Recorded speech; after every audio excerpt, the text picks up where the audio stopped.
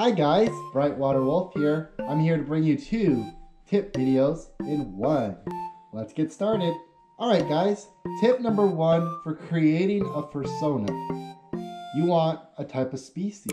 So you want to be a wolf, a fox, a hybrid, a Dutch angel dragon, whatever you're choosing, pick what type of species you want. Tip number 2 for creating a fursona, personality.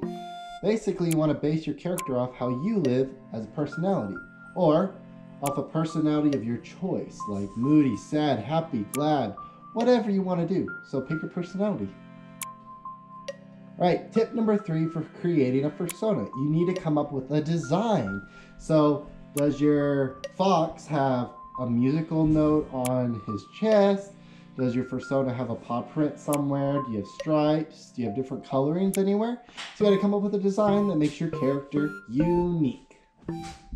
Alright guys, tip number 4 for creating a fursona. You want a backstory. You don't have to, but it makes your character have more substance. Gives it more of a reason why it's here. Because some people's backstories are, it's their personality if it was an animal, or it's a personality that they never thought could come out. So backstories is always cool to have. It gives your character a little bit more of a story. So do that if you want to. Alright, tip number 5 for creating a fursona. What do you think the most important part about it? Give it a name. Well, how I came up with the name for my fursona is I went on a furry name generator and put in my real name, and it gave me BrightWater. So come up with whatever name that suits your character. Good luck creating your fursona. Alright, video number 2. Tips for commissioning a fursuit. Tip number 1. What type of style do you want?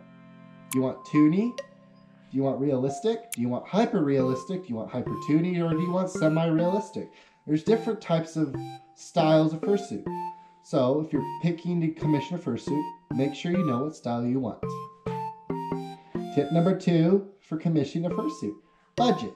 Know what kind of money you want to spend on a suit. There are suits out there for $500. There's suits out there for $1,500. There's suits out there for $3,000, $4,000. So make sure you know what your budget is and kind of know what kind of money you want to spend on a suit. The more expensive a suit is doesn't mean it's the best suit. So see what you like. Tip number 3 for commissioning a fursuit. What type of commission are you looking for? Are you looking for a full body? Are you looking for a partial? Are you looking for just a bodysuit, hand paws, feet paws, or a head? Make sure the maker that you choose, make sure you know what kind of cues and what kind of stuff they're looking, what kind of stuff they're open for. Because all makers are not always open for everything. So make sure you do your research on that. Tip number 4 for commissioning a fursuit.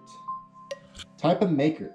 So you got well-known makers like Made For You, Lemon Brat, More For Less, Clockwork Creature, all those. You have medium makers who are kind of known, kind of there. And then you have makers that are local and little people.